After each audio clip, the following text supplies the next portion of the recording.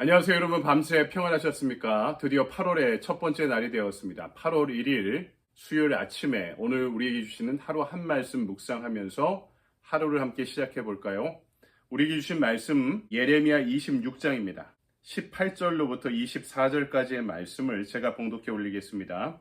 유다의 왕 히스기야 시대에 모레셋 사람 미가가 유다의 모든 백성에게 예언하여 이르되 만군의 여호와께서 이와 같이 말씀하셨느니라.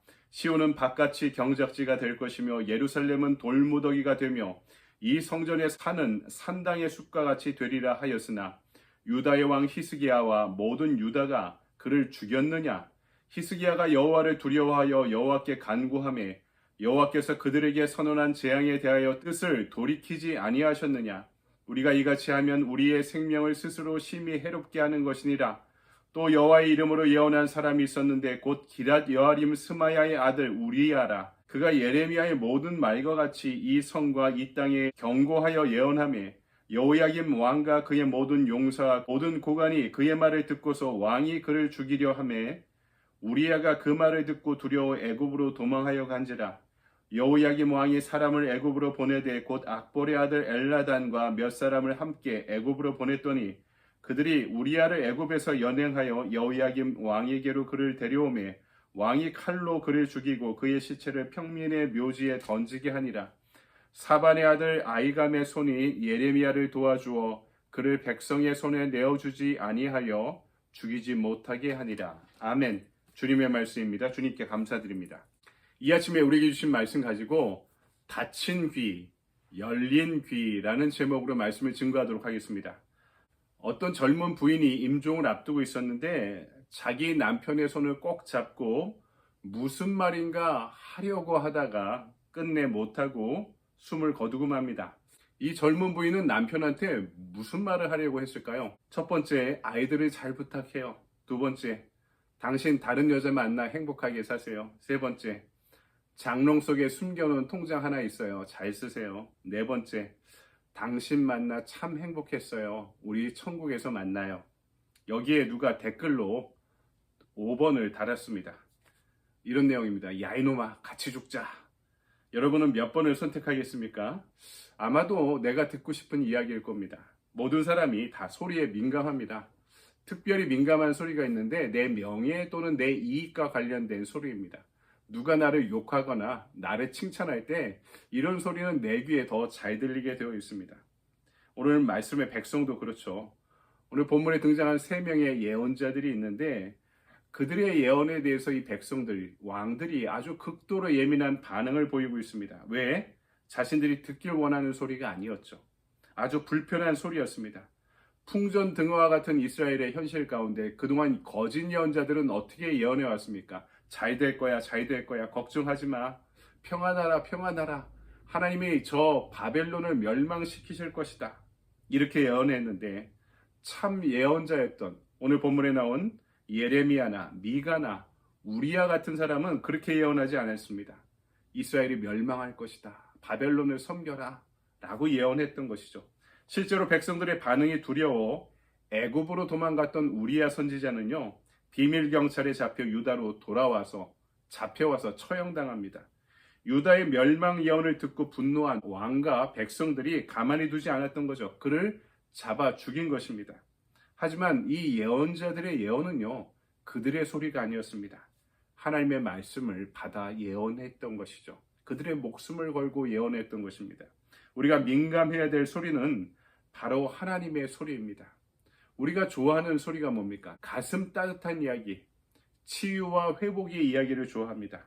하지만 그것도 우리에게 필요하지만 징계와 심판의 말씀에 대해서도 성경은 민감하게 깨어 있어야 된다라고 분명히 전하고 있는 것이죠. 우린 때로 강력하게, 때로는 미세하게 우리가 깨어 있지 않으면 알아듣지 못할 소리를 우리에게 들려주시는 하나님의 음성에 민감히 깨어 있어야 하는 것입니다. 오늘 말씀은 첫 번째로 우리가 들어야 될 소리는 절박한 소리라고 알려주고 있습니다. 이 소리는 아주 희미한 소리입니다. 하지만 매우 절박해서 우리가 꼭 들어야 되는 소리입니다. 바로 복음을 듣길 원하는 사람들의 소리인 거죠. 소아시아 선교를 준비하던 바울에게 어떤 소리가 들립니다. 꿈속에 들린 소리였지만 바울은 이것은 영의 귀로 듣게 됩니다. 바로 마케도니아에 죽어가는 사람들이 구원을 간청하는 소리였습니다. 바울에게 그 소리가 얼마나 크게 들렸으면 바울이 선교 여행의 진로를 틀어서 찾아갈 정도로 그 소리에 예민하게 반응합니다. 복음이 동진하다가 소아시아를 향하다가 서진하게 되었죠. 이러므로 인해 유럽의 역사가 바뀌게 되었던 것입니다. 바울의 결단은 그가 절박한 소리에 얼마나 민감한 예언자였는지를 우리에게 알려줍니다. 건너와 우리를 도우라, 우리에게 복음을 전해달라 하는 그 마케도니아 사람의 애원하는 소리를 잊지 않았다는 것은 바울이 영적으로 아파했다는 증거입니다. 오늘 우리 주위에는 이런 분들이 없습니까? 마케도니아 사람 같은 이웃은 없습니까? 하나님의 소리를 듣고도 몰라서 심판을 향하고 있는 유다 백성 같은 사람들은 없습니까? 일용할 양식을 얻지 못해 죽어가고 있는 이들은 없습니까? 마음 깊숙한 곳에서 자신도 알지 못하는 채 교회를 나가길 원하는, 하지만 용기가 없어 주저하고 있는 그런 사람들은 없습니까? 그들을, 우리 주위를 돌아보는 하루가 되길 바랍니다. 두 번째 우리가 들어야 되는 소리는 죽음의 소리입니다. 오늘 우리 시대에 만연한 소리입니다. 소음에 가깝죠. 한국도 북한도, 미국도 중국도, 또 러시아, 우크라이나, 또 팔레스타인 땅에서도 서로 경쟁하고 죽이려는 광기의 소리가 가득합니다. 또한 물질 만능 시대에 내 영을, 자신들의 영을 죽이는 소리가 가득하죠. 그것은 더 이상 우리에게 구원이 필요 없다 자부하는 소리입니다. 아니, 물질이 우리를 구원하리라는 기대에 찬 소리입니다. 오늘 심판과 종말의 말씀에 우리의 심령 골수를 쪼개는 이 말씀에 우리가 귀를 기울이고 있어야만 합니다. 나락을 쳤던 주가가 반등에 오른다. 이런 뉴스는 내 마음을 흡족해 해주는 소리죠. 우리가 이런 소리에만 귀를 기울이고 있는 것은 아닙니까? 하나님 없어도 그것이 나에게 기쁨을 주고 평안을 주는 소리라면 혹시 그것은 죽음의 소리가 아닙니까? 깨어 있어야지만 분별할 수 있는 소리가 바로 그 죽음의 소리이기 때문입니다. 우리는 이 죽어가는 자들의 소리, 이 시대의 죽음의 소리에 민감해야 됩니다. 그래서 우리는 깨어 있지 않으면 이 소리가 죽음의 소리인지 생명의 소리인지, 죽이는 소리인지 살리는 소리인지를 분별하지 못하게 되는 것입니다. 여러분, 이 죽어가는 이들의 소리, 또 이 세상을 가득 채우고 있는 죽음의 소리에 대해서 귀를 기울여 보십시오. 이들을 향해 연민의 마음과 애통하는 마음과 긍휼의 마음과 사랑의 마음을 가질 때 우리의 귀가 열리게 될 줄 믿습니다. 마지막으로 세 번째 우리에게 들리는 소리는 바로 부르는 소리입니다. 반드시 들어야 될 소리. 지금 나를 부르고 있는 주님의 음성입니다. 예수님께서 승천하시기 전 제자들에게 마지막으로 주신 지상 명령이 무엇입니까? 오직 성령이 너희에게 임하시면 너희가 권능을 받아 예루살렘과 온 유대와 사마리아 땅끝까지 이르러 내 증인이 되리라 하셨느니라. 여러분, 이 부르는 소리에 우리는 귀를 기울여야 됩니다. 이를 위해 오늘도 나를 부르고 계십니다. 아무개야, 아무개야, 너가 지금 무엇을 하고 있느냐? 여러분, 하나님의 소명을 감당하며 이제 나를 부르는 소리에 우리 민감하게 반응하고 응답합시다. 그리고 우리도 이 시대에 대언자들이, 예언자들이 되어야 됩니다. 죽어가는 가정을 살리기 위해, 친척과 나의 이웃을 살리기 위해, 동료를 살리기 위해, 민족을 살리기 위해, 우리 국가와 사회를 살리는 예언자들이 되어야 됩니다. 이를 감당하라고 오늘도 나를 부르고 있는 소리가 들리지 않으십니까? 아직 아니에요. 졸업하고 나서, 취업하고 나서, 결혼하고 나서, 아이들 키우고 나서요. 아이들 대학 보내고 나서요. 우리는 이렇게 대답하고 있지 않습니까? 이런 우리를 향해 주님께서 뭐라고 말씀하십니까? 이사야 58장 1절을 보면 크게 외치라, 아끼지 말라, 내 목소리를 나팔같이 날리라, 이렇게 말씀하고 있습니다. 아끼지 말라고, 침묵하지 말라고, 하나님의 복음을 가지고 죽어가는 세상을 향해 외치라고 말씀합니다. 이렇게 하지 않을 때 어떻게 된다고 또한 말씀합니까? 누가복음 19장 40절을 보면 내가 너에게 말하노니 만일 이 사람들이 잠잠하면 돌들이 소리 지르리라, 이렇게 말씀하고 있습니다. 세상을 향해 우리가 소리치지 않을 때 차라리 돌들을 일으켜서 하나님이 세상을 향해 소리 지르게 하겠다라고 말씀하시는 것입니다. 여러분, 그 소리치는 자리를 향해 우리를 부르고 계십니다. 제자의 자리, 전도자의 자리로 오늘도 우리를 부르시는 주님의 소리에 귀를 기울이고 응답하는 하루가 되길 바랍니다. 여러분, 제가 예전에 한국의 스타킹이라는 프로에서 희한한 사람들, 신기한 사람들이 나와서 소개하는 그런 프로그램이었던 것으로 기억하는데, 절대 음감을 지닌 꼬마 아이가 하나가 나왔습니다. 초등학교도 입학하기 전에 아이였는데요.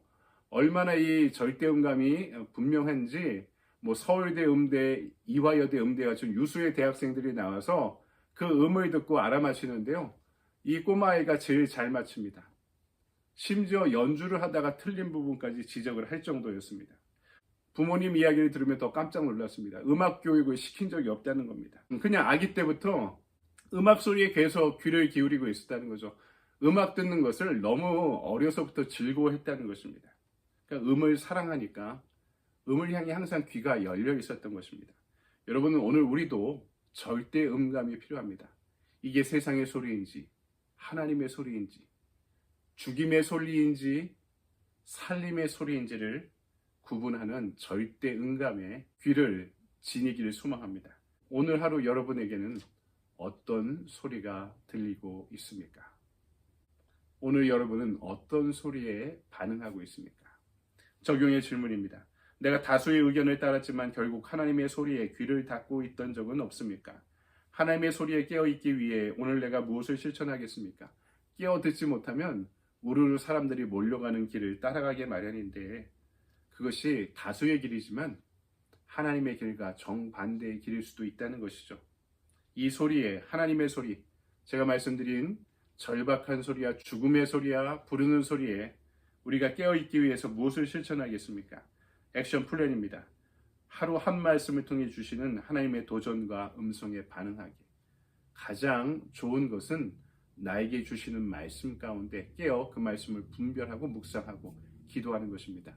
오늘 하루 한 말씀 가운데 나에게 주시는 도전과 그리고 하나님의 음성에 순종하고 반응하는 하루 되길 바랍니다. 오늘도 복된 하루 보내십시오. 여러분 감사합니다.